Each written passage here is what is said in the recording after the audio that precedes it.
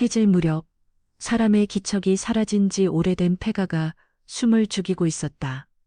뒷마당 한켠 반쯤 땅에 잠긴 철문이 지하실로 이어졌다. 썩은 나무 틈으로 스며든 바람이 곰팡내를 끌어올렸다. 얘들아, 왜 문을 잠그니? 정순의 목소리는 떨렸고 두려움을 억누르려 애썼다. 거친 손이 등을 밀쳤다. 그녀는 축축한 계단에서 미끄러져 무릎을 세게 찍었다. 여기서 푹 쉬세요. 위쪽에서 미경의 목소리가 스며들었다. 늘 남 앞에서만 다정하던 며느리의 온기는 한 점도 남아있지 않았다. 정수는 숨을 몰아쉬며 외쳤다. 준호야, 문 좀 열어라. 엄마 아프다. 제발. 그때 자물쇠가 걸렸다. 찰칵, 찰칵. 메마른 금속음이 3번 사형 선고처럼 울렸다. 소리치지 마요, 엄마. 준호의 말투는 지친 듯하지만 냉담했다. 며칠만 있으면 조용해질 거예요. 조용하다니? 대답은 없었다. 틈 사이로 스며드는 가느다란 빗줄기만 남고 발소리는 멀어졌다. 어둠이 그녀를 삼켰다. 천장에는 물기가 맺히고 벽에는 곰팡이가 얼룩졌다. 귀퉁이에서 벌레가 바스락거리고 어딘가에서 쥐가 달아났다. 흙내와 썩은 나무 냄새가 목을 태웠다. 손을 더듬어 휴대폰을 켰지만 화면에는 하고 통신 불가라는 글자만 떠올랐다. 무릎은 불에 댄 듯 아팠고 등골에는 식은땀이 흘렀다. 그때 벽면에 손톱으로 긁어 쓴 듯한 자국이 눈에 들어왔다. 그녀는 눈을 가늘게 떴다. 사람 글씨였다. 밖에서는 바람에 철문이 살짝 떨렸다. 안쪽에서는 두려움이 먼저 떨리고 있었다. 지하실 문은 닫혔다. 그러나 이야기는 이제 막 열렸다.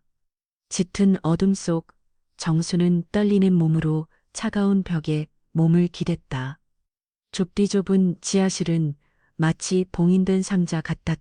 어둡고 습하며 흙냄새와 곰팡내가 코를 찔렀다. 천장에서는 물방울이 뚝뚝 떨어지고 벽틈 사이로 벌레가 스멀거렸다. 정수는 이미 65이 넘은 나이, 은빛 머리칼은 흐트러지고 얼굴에는 세월의 고생이 깊게 새겨져 있었다. 그녀의 인생은 오직 아들을 키우기 위한 헌신이었다. 노점상부터 작은 잡화점까지 평생을 허리 굽혀 일하며 살았다. 사람들은 늘 말했다. 저 여인은 아들을 위해 모든 걸 바친 어머니라고. 하지만 그렇게 애지중지 키운 외아들 준호와 그의 아내 미경이 지금은 그녀를 이 지하실에 가둬버린 것이다. 어쩌다 니들이 이렇게 잔인해진 거냐. 그녀의 갈라진 목소리가 차가운 물방울 소리에 섞여 흘러나왔다. 급히 휴대폰을 꺼낸 정수. 화면이 켜지는 순간 희망이 번졌지만 곧 무참히 꺼졌다. 서비스 불가지요. 안 돼. 제발 누가 좀.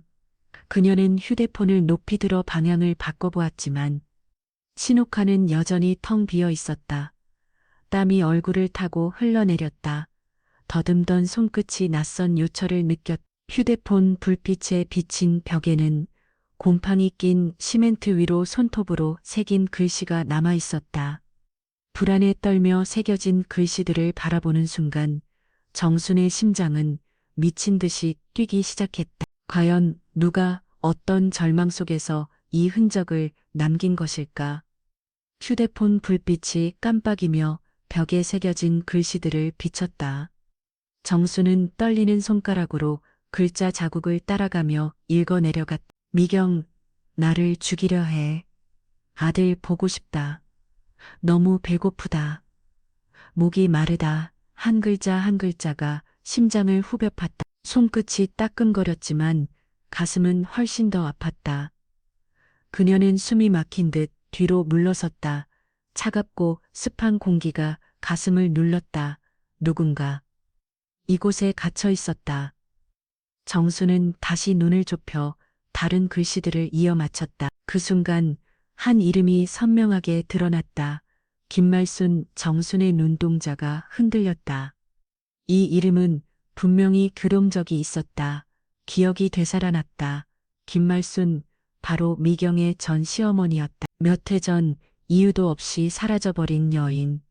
사람들은 그저 행방불명이라며 수군거렸었다. 설마 미경, 미라 한 짓이었단 말이냐? 정순의 목소리는 갈라져 나왔다. 지하실은 고요했지만 그녀의 마음속에서는 방금 드러난 진실이 천둥처럼 울리고 있었다. 정수는 얼어붙은 듯 져 있었다. 손끝은 여전히 글씨 자국 위에서 떨리고 있었지만 온몸은 얼음장처럼 차가웠다. 벽에 새겨진 글씨는 단순한 흔적이 아니었다. 그것은 마지막 유언이었다. 여인 김말수는 이 지하실에 갇혀 배고픔과 목마름, 그리고 아들을 그리워하며 천천히 죽어갔다. 남겨진 건 떨리는 손톱으로 새긴 절망의 흔적뿐이었다. 정수는 그제야 깨달았다. 미경은 자신에게만 잔혹한 게 아니었다. 그녀는 이미 전 시어머니의 목숨을 앗아갔다. 그리고 지금 그 차례가 자신에게로 온 것이다. 정수는 휘청이며 벽에 등을 부딪혔다. 심장은 미친 듯이 뛰었고 머릿속은 하얗게 빙빙 돌았다. 이럴 수가. 나도 저 여인처럼 죽는단 말이야? 공포가 뼛속까지 파고들었다.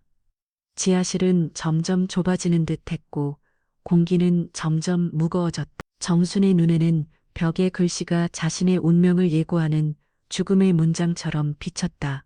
그녀는 깨달았다. 지금 자신은 김말순이 걸었던 그 죽음의 길 위에 서 있다는 사실을. 공포에 휩싸인 정수는 스스로를 다잡으려 깊게 숨을 들이켰다. 이대로 떨고만 있으면 난 여기서 죽을 거야. 그녀는 중얼거리며 손끝으로 지하실 구석구석을 더듬었다. 차가운 흙바닥, 거미줄이 덮인 벽 모서리, 손톱 밑으로 파고드는 먼지들. 그러다 갑자기 단단한 물체가 손끝에 걸렸다. 급히 흙을 털어내자 낡은 나무 상자 하나가 드러났다. 뚜껑은 갈라지고 녹슨 경경은 끼익 소리를 냈다. 휴대폰 불빛이 상자 안을 비추자 정순의 눈이 커졌다. 안에는 누렇게 바른 서류 묶음과 김말순이라는 이름이 적힌 낡은 주민등록증, 그리고 헤어진 가죽 수첩이 들어있었다. 그녀가 조심스레 수첩 첫 장을 펼치자 떨리는 손글씨가 눈에 들어왔다. 잉크는 번져 있었지만 여전히 읽을 수 있었다. 3일째 아무것도 먹지 못했다. 미경은 나를 밖에 내보내지잔다. 아들이 보고 싶다. 무섭다. 정수는 숨을 멈췄다. 한 글자 한 글자가 과거에서 들려오는 절규처럼 가슴을 후벼 팠다. 이건 단순한 물건이 아니었다. 이것은 김말순의 마지막 묘언이었다. 정수는 손을 떨며 수첩의 다음 장을 넘겼다. 글씨는 삐뚤빼뚤했고 잉크는 번져 있었지만 절망은 또렷하게 전해졌다. 아들이 죽고 난 후 미경은 달라졌다. 날 짐짝처럼 취급했고 밥을 굶기더니 결국 이 지하실앗을 가둬버렸다. 다음 장에는 글씨가 더 흔들리고 잉크는 얼룩져 있었다. 열흘째 목은 바싹 말라붙고 몸에 힘이 빠져간다. 미경은 자물쇠를 걸며 그냥 여기서 죽으라고 했다. 아들이 그립다. 미칠 듯이 보고 싶다. 하지만 이젠 다시는 볼 수 없겠지. 정순의 목에서 억눌린 흐느낌이 터져 나왔다. 두 손은 수소를 꽉 쥐었다. 휴대폰 불빛이 깜빡이며 마지막 장을 비췄다. 접힌 종이 한 장, 수첩 속에 끼워져 있었다. 마치 유언장처럼 정성스레 적힌 글씨였다. 이 글을 발견한 이여, 알아주시오. 나를 가둔 이는 미경이다. 나는 이 지하실에서 죽음을 맞이한다. 이것이 나의 마지막 유언이다. 휘청거리는 듯한 글씨체. 하지만 부정할 수 없는 명확한 기록이었다. 지하실은 한층 더 서늘해졌다. 마치 억울하게 죽은 홀령이 아직도 이곳을 떠나지 못한 듯했다. 정수는 떨리는 손으로 수첩과 서류를 가슴에 꼭 껴안았다. 안 돼. 나도 저 여인처럼 억울하게 죽을 순 없어. 이 증거는 지켜야 해. 세상에 알려야 해. 그녀는 낡은 주민등록증과 유언장이 된 쪽지를 옷 속 깊숙이 숨겼다. 심장은 두려움과 그 희망이 뒤섞여 요동쳤다. 그때 위쪽에서 철컥, 철컥 소리가 났다. 지하실 뚜껑이 열리며 차가운 빛이 스며들었다. 어때? 아직 숨은 붙어 있네? 미경이 비웃듯 말했다. 그만해, 미경. 준호가 날카롭게 소리쳤다. 그래도 어머니야. 날 낳아주신 분이라고. 미경은 눈을 치켜뜨며 맞받았다. 잊었어? 네 인생을 힘들게 만든 게 누구야? 저 여자가 사라져야 집도, 돈도, 자유도 우리 손에 들어오잖아. 정수는 가슴을 움켜쥐었다. 미경의 말 한마디 한마디가 가슴을 도려내는 칼날 같았다. 준호는 흔들리는 눈빛으로 겨우 물었다. 그럼 미 전 시어머니 말이야. 사람들이 실종됐다고 떠들던 그분. 설마 순간 미경의 얼굴이 굳어졌다. 그리고 고개를 돌려 남편의 시선을 피했다. 그 짧은 침묵. 그것은 무엇보다도 섬뜩한 자백이었다. 지하실 공기는 팽팽하게 얼어붙었다. 김말순이라는 이름을 들은 순간 준호의 얼굴은 창백해졌다. 김말순, 설마 너 그 여인에게도. 미경은 눈살을 찌푸리며 침착한 척했지만 눈빛이 흔들렸다. 쓸데없는 소리 마. 그 일은 당신과 아무 상관없어. 준호는 분노에 휩싸여 소리쳤다. 몇 년 동안 나한테 숨겨온 거야? 사람들이 실종됐다고 떠들던 그분. 사실은 그만. 미경의 목소리는 날카롭게 갈라졌다. 내가 아니었으면 당신은 아직도 거지처럼 살고 있을 거야. 내가 이렇게까지 했는데 날 원망해? 두 사람은 서로를 향해 고함쳤고 지하실 위쪽은 싸움 소리로 가득 찼다. 그 틈에 정수는 구석에 몸을 웅크린 채 심장이 미친 듯이 뛰고 있었다. 하지만 동시에 그 혼란이 그녀에게 작은 희망을 주었다. 조심스레 뒤로 물러난 그녀는 손으로 축축한 벽을 더듬었다. 손끝에 끼익하는 소리와 함께 흔들리는 나무판이 닿았다. 정수는 숨을 죽였다. 싸움 소리에 묻혀 다행히 들리지 않았다. 그 순간 그녀의 눈빛에 오랜만에 살아남을 길이 번쩍였다. 정수는 힘겹게 흔들리는 나무판을 밀어보았다. 끼익 소리를 내며 움직였지만 끝내 열리지는 않았다. 그녀는 입술을 깨물고 힘을 모았지만 노쇠한 몸과 넘어지며 다친 무릎 때문에 흙을 조금 긁어내는 것조차 벅찼다. 땀방울이 흘러내려 흙먼지와 섞이며 눈을 따갑게 했다. 안 돼. 난 여기서 죽을 순 없어. 그녀는 중얼거리며 손톱이 부서지도록 흙을 파냈다. 숨소리와 흙 끓는 소리만 울리는 고요한 지하실. 그러다 문득 손끝에 딱딱한 무언가가 걸렸다. 심장이 터질 듯 요동쳤다. 그녀는 용기를 짜내어 더 파냈다. 그리고 드러난 것은 희끄무레한 긴 뼈였다. 정순의 손이 부들부들 떨렸다. 조금 더 흙을 치우자 싸늘한 원형 물체가 드러났다. 휴대폰 불빛 아래 텅 빈 눈구멍을 가진 해골이 모습을 드러냈다. 세상에. 그녀는 뒤로 벌러덩 넘어지며 숨을 고르지 못했다. 더 이상 부정할 수 없었다. 이 지하실은 누군가의 무덤이었고 지금 그녀는 바로 그 무덤 속에 갇혀 있는 것이었다. 정수는 차가운 땅바닥에 주저앉은 채 눈앞에 해골을 멍하니 바라봤다. 온몸은 떨리고 있었지만 눈길은 점점 뭔가 반짝이는 것에 꽂혔다. 치육을 조심스레 걷어내자 마른 손뼈에 여전히 끼워져 있는 낡은 은반지가 드러났다. 정수는 숨을 죽이며 그것을 빼냈다. 차갑게 굳은 반지가 손바닥 위에 떨어졌다. 떨리는 손끝으로 반지를 돌리자 안쪽에 새겨진 글씨가 보였다. 영원히. 순간 정순의 눈에 눈물이 고였다. 예전에 마을 사람들이 떠들던 기억이 떠올랐다.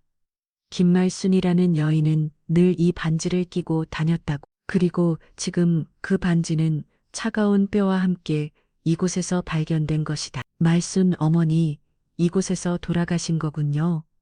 정순의 목소리는 흐느낌에 묻혔다. 그녀는 반지를 가슴에 꼭 끌어안았다. 눈물이 주르륵 흘러내렸다. 이제는 확실했다. 미경은 이미 시어머니를 죽였고 지금은 자신에게도 같은 비극을 반복하려 하고 있다. 정수는 땅바닥에 무릎을 꿇은 채 반지를 가슴에 꼭 끌어안았다. 눈물이 줄줄 흘러 흙바닥을 적셨다. 말순 어머니, 제가 꼭 진실을 세상에 드러내겠습니다. 당신의 억울한 죽음을 이 어둠 속에 묻히게 두지 않겠습니다. 그 순간 어깨를 스치는 싸늘한 바람이 느껴졌다. 마치 원혼이 그녀의 맹세의 대답이라도 하는 듯 했다. 그러나 곧 찰컥 소리와 함께 지하실 뚜껑이 열렸다. 위에서 손전등 불빛이 내려왔다. 미경의 싸늘한 얼굴이 비쳤다. 어머니, 뭐하고 계셨어요? 의심 어린 목소리. 정수는 가슴을 감싸주며 반지와 서류를 옷 속에 숨겼다. 미경은 눈을 가늘게 뜨고 손전등을 이리저리 비쳤다. 굽 높은 구두가 쿡쿡 소리를 내며 계단을 밟았다. 그녀의 시선이 정순이 흙을 파헤쳤던 곳으로 향했다. 여기 뭐가 있었던 것 같은데. 미경은 중얼거리며 발끝으로 흙을 걷어냈다. 정수는 숨조차 멈췄다. 하지만 기이하게도 조금 전까지 있던 뼈와 해골이 스플렛 사라져 있었다. 미경은 잠시 주위를 둘러보다가 인상을 찌푸렸다. 내가 괜한 착각을 했나 보네. 늙은이가 무슨 힘으로 이런 걸 하겠어. 그녀는 고개를 돌려 계단을 올라갔다. 다시 어둠이 지하실을 삼켰다. 정순의 심장은 미친 듯이 뛰었고 머릿속에는 섬뜩한 의문이 맴돌았다. 해골은 어디로 간 거지? 시간은 지하실 안에서 멈춘 듯 흘러갔다. 정수는 이를 악물고 버텼지만 노쇠한 몸은 점점 한계에 다다랐다. 목은 바싹 말라터지고 배는 꼬르륵 소리를 냈다. 저혈당이 찾아오며 눈앞이 아득해지고 손발은 떨렸다. 그녀는 차가운 바닥에 쓰러져 희미하게 숨을 몰아쉬었다. 이제 더는 못 버티겠어. 갈라진 목소리가 새어나왔다. 의식이 흐려지자 김말순의 모습이 아른거리며 마치 안쓰럽게 자신을 내려다보는 듯했다. 그때 밖에서는 바람이 마른 나뭇가지를 스치며 윙하고 울었다. 마침 그 순간 낯익은 한 사람이 폐가 옆길을 지나가고 있었다. 마을 이장이자 오래전부터 가족을 알던 김배수였다. 그는 근처 땅을 둘러보다가 무심코 걸음을 멈췄다. 낡은 지하실 출입문 쪽을 바라보던 그의 얼굴이 굳어졌다. 바람 속에서 희미하게 누군가 신음하는 소리가 들리는 듯했다. 뭐야? 지금 안에서 누가 소리낸 건가? 그는 중얼거리며 눈을 크게 떴다. 김대수는 문 쪽으로 바짝 다가갔다. 귀를 대보니 확실히 안에서 흐느끼듯 여인의 목소리가 들려왔다. 그의 심장이 철렁 내려앉았다. 설마 여기 안에 누가 갇혀 있는 건가? 김대수는 다시 귀를 대고 들었다. 그때 지하실 안에서 희미하지만 분명한 목소리가 새어나왔다. 살려줘요. 제발. 그의 심장이 쿵 하고 내려앉았다. 안에 정말 누가 있어. 그는 망설임 없이 휴대폰을 꺼내 경찰에 신고했다. 여기 사람이 갇혀 있습니다. 빨리 출동해 주세요. 몇 분 후 사이렌 소리와 함께 파란빛과 붉은빛이 폐가 주변을 비췄다. 경찰관들이 도착해 쇠지렛대와 절단기를 들고 달려왔다. 김대수는 손짓하며 외쳤다. 여깁니다. 밑에 사람이 있어요. 한 경찰이 뚜껑을 두드리자 안쪽에서 약한 두드림이 되돌아왔다. 확실합니다. 안에 사람이 있습니다. 쾅쾅. 절단기의 자물쇠가 끊어지고 녹슨 철문이 열렸다. 지하실에서 곰팡내와 축축한 공기가 확 퍼져나왔다. 손전등 불빛 속에 드러난 것은 초췌하게 웅크린 정순의 모습이었다. 입술은 퍼렇게 질렸고 눈가에는 눈물이 맺혀 있었다. 살려주세요. 그녀의 목소리는 간신히 흘러나왔다. 김대수는 떨리는 손을 뻗어 경찰과 함께 정순을 끌어올렸다. 저녁 햇살이 그녀의 얼굴 위로 쏟아지자 정순은 울음을 터뜨렸다. 어깨는 떨리고 있었지만 눈빛에는 다시 살아나겠다는 희망이 번쩍였다. 지하실에서 구조된 정순은 들것에 누운 채 거친 숨을 몰아쉬었다. 온몸은 지쳐 있었지만 눈빛만큼은 단호했다. 그녀는 떨리는 손으로 옷 속을 더듬어 숨겨두었던 것들을 꺼냈다. 낡은 서류 뭉치, 바른 주민등록증, 손때 묻은 수첩, 그리고 영원이라는 글자가 새겨진 묘기 다 있습니다. 증거예요. 꼭 지켜주세요. 쉰 목소리였지만 힘은 있었다. 경찰서장은 심각한 표정으로 그것들을 받아들었다. 그는 수첩을 넘기다 떨리는 글씨를 읽었다. 미경이 날 가뒀다. 난 여기서 죽는다. 그의 얼굴이 굳어졌다. 한편 다른 팀은 지하실을 수색하고 있었다. 잠시 후 그들이 소리쳤다. 유골 발견. 사람의 뼈입니다. 현장은 순식간에 무거운 공기로 가득 찼다. 감식반이 들어와 모든 증거물을 봉인했다. 경찰서장은 단호하게 선언했다. 지금부터 이 사건은 살인사건으로 수사한다. 미경이라는 여자를 즉시 조사하라. 그 말을 들은 순간 정순의 눈에서는 눈물이 터졌다. 그것은 고통의 눈물이자 마침내 진실이 드러나기 시작했다는 안도감의 눈물이었다.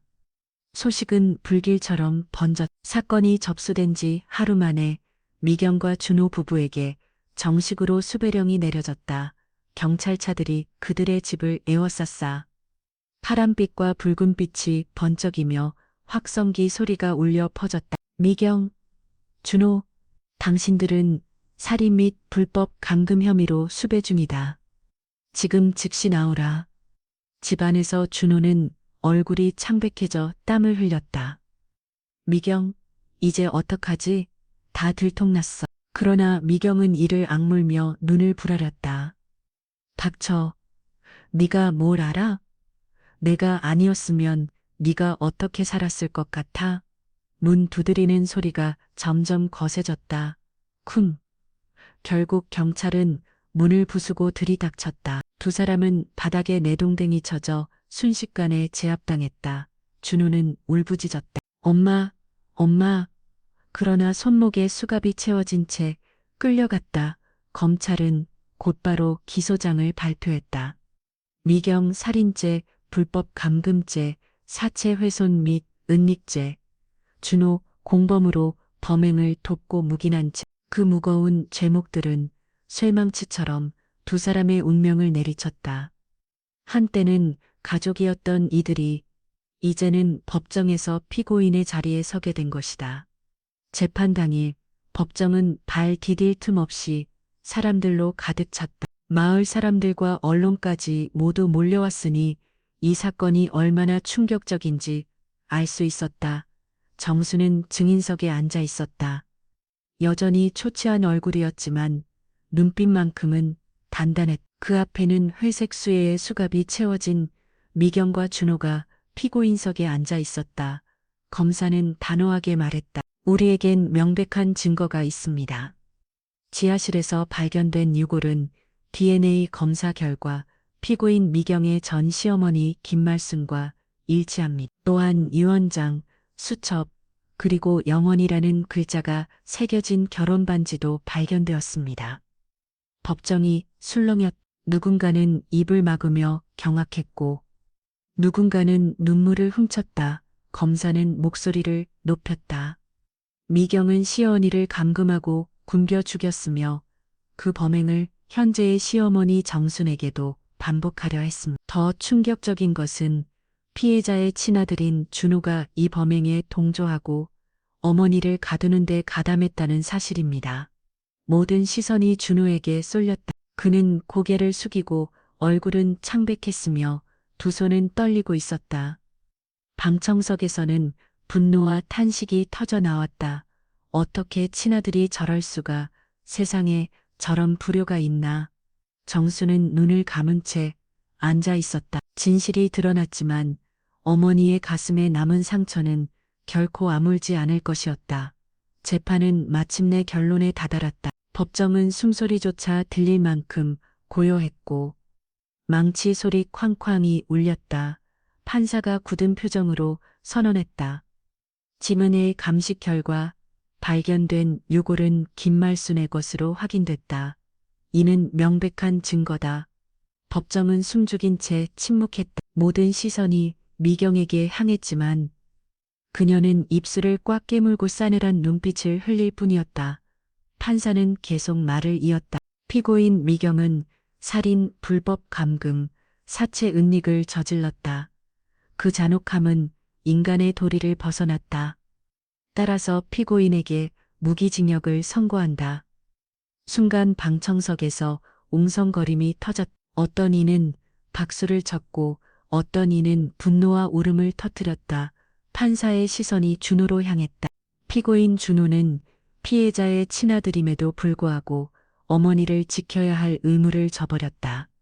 오히려 아내의 범행에 동조하여 어머니를 감금하는데 가담했다. 다만 아내의 강한 영향력을 고려하여 징역 15년을 선고한다. 그 순간 준호는 오열하며 외쳤다. 엄마, 용서해줘요.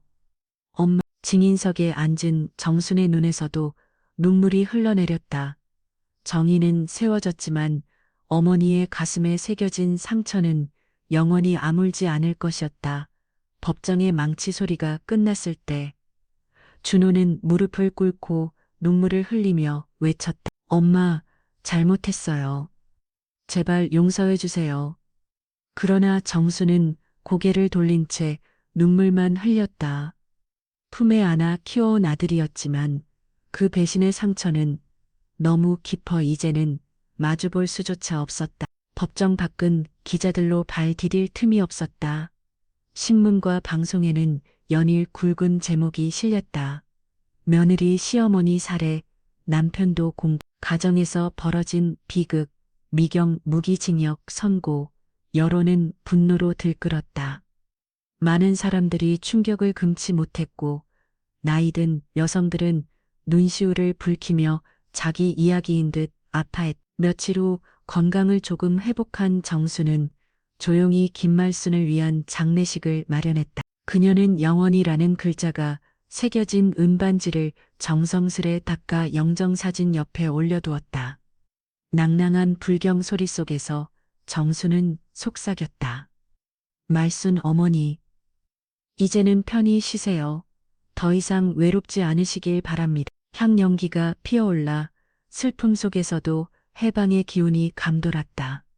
장례식 날 하늘은 잔뜩 흐렸고 가랑비가 내려 김말순의 기구한 운명을 함께 슬퍼하는 듯했다. 마을 사람들은 줄지어 찾아와 향을 피우고 하얀 국화를 문 앞에 올려두었다. 어르신들은 눈시울을 붉혔고 젊은이들은 고개를 저으며 탄식했다.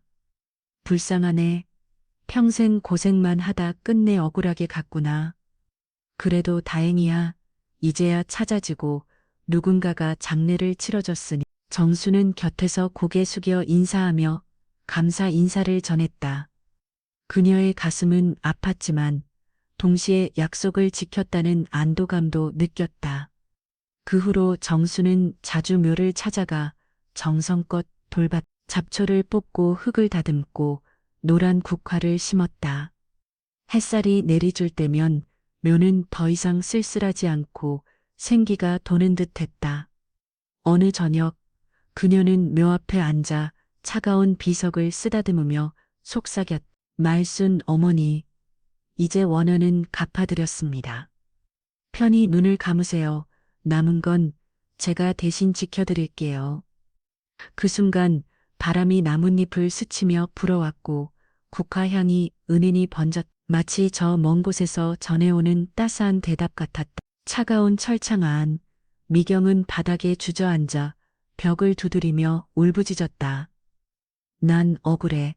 난 아무도 죽이지 않았어. 다 거짓말이야. 그러나 그 외침은 답답한 감방벽에 부딪혀 메아리칠 뿐이었다. 증거와 기록, 증언은 모두 그녀를 향해 있었다. 아무도 믿어주지 않았다.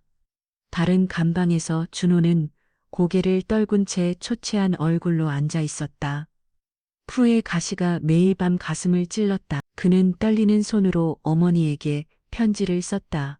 엄마, 죄송합니다. 나는 어리석었고 비겁했습니다. 아내의 말에 휘둘려 아들의 도리를 잊었습니다. 엄마, 너무 그립습니다. 제발 용서해 주세요. 편지는 결국 정순의 손에 전달됐다. 그녀는 몇 줄을 읽고 눈물이 차올랐다. 그러나 깊은 숨을 들이쉰 뒤 편지를 접었다. 그녀는 아무 말도 하지 않았다. 그저 편지를 갈기갈기 찢어 바람에 흩날리게 했다. 이제 나에겐 아들이 없다. 목소리는 떨렸지만 눈빛은 단호했다. 그 순간 모성의 끈은 배신으로 인해 영원히 끊어지고 말았다. 모든 사건이 끝난 뒤 정수는 짐을 정리해 도시를 떠났다. 상처와 기억이 가득한 집을 팔고 조용한 시골 마을로 향했다. 그곳에는 바람에 흔들리는 푸른 눈과 아침마다 들려오는 새소리, 그리고 노을이 황금빛으로 물드는 고요한 저녁이 있었다. 작은 집에서 혼자 살며 정수는 소박하지만 평화로운 일상을 보냈다. 직접 밥을 지어 먹고 채소를 가꾸고 마당에는 꽃을 심었다. 그러나 가끔은 버스를 타고 다시 마을로 돌아와 김말순의 묘를 찾았다. 묘 앞에 앉아 잡초를 뽑고 꽃을 새로 꽂고 비석을 정성껏 닦았다. 그리고는 꼭 가족처럼 속삭였다. 말순 어머니, 오늘 날씨 참 좋아요. 시골에서 꽃을 조금 키웠는데 다음엔 가져다 드릴게요. 저는 잘 지내고 있으니 걱정 마세요. 멀리 들판에서 불어오는 바람이 대답처럼 스쳐갔다. 정수는 더 이상 외롭지 않았다. 말수는 이제 단순한 희생자가 아니라 그녀에게 있어 가족 같은 존재가 되어 있었다. 어느 날 오후 정수는 다시 김말순의 묘를 찾았다. 국화꽃 사이로 바람이 스쳤지만 이번에는 싸늘하지 않았다. 오히려 따뜻한 바람이 그녀의 뺨을 어루만지는 듯했다. 정수는 미소를 지으며 하늘을 올려다봤다. 말순 어머니, 당신이 곁에 계신 걸 알아요. 이제 우리 둘 다 외롭지 않아요. 그 순간 마음속 깊은 곳에서 설명할 수 없는 평온이 밀려왔다. 두려움과 고통, 배신의 상처는 사라지고 남은 건 오직 해방과 위로였다. 정순의 이야기는 시골을 넘어 도시까지 퍼져나갔다. 사람들은 이렇게 말해. 며느리에게 죽임을 당한 시어머니, 그리고 그 억울함을 풀어준 또 다른 시어머니. 그 이야기는 곧 탐욕과 불효에 대한 경고, 그리고 인간이 가족을 저버릴 때 어떤 비극이 닥치는지 보여주는 교훈이 되었다. 저녁 무렵 묘 앞에서 피어오르는 향연기를 본 이들은 두 손을 모았다. 부디 혼이 편히 쉬시길, 다시는 이런 비극이 없기를. 세월이 흐르면서 정순의 마음속 상처는 완전히 사라지진 않았지만 서서히 아물어갔다. 그녀는 시골에서 조용히 살며 채소를 가꾸고 꽃을 돌보고 마을 사람들과 안부를 나누며 소소한 행복을 느꼈다. 묘를 찾을 때마다 그녀는 무릎을 꿇고 차가운 비석을 어루만지며 속삭였다. 어머니 덕분에 내가 아직 살아서 정의를 볼 수 있었습니다. 지금 내 삶은 어머니가 주신 은혜예요. 정순에게 말수는 더 이상 단순한 희생자가 아니었. 그녀의 삶에 남아 늘 곁에서 지켜주는 영혼이자 마지막까지 함께 가는 동반자였다. 그리고 이 이야기는 사람들에게 깊은 울림을 남겼다. 진실은 아무리 늦게 밝혀져도 반드시 드러난다. 악행은 영원히 숨겨질 수 없고 배신당한 가족의 고통은 반드시 세상에 알려진다. 정수는 들판의 바람을 깊이 들이마셨다. 입가에 번지는 잔잔한 미소. 마침내 그녀는 평온을 되찾았다.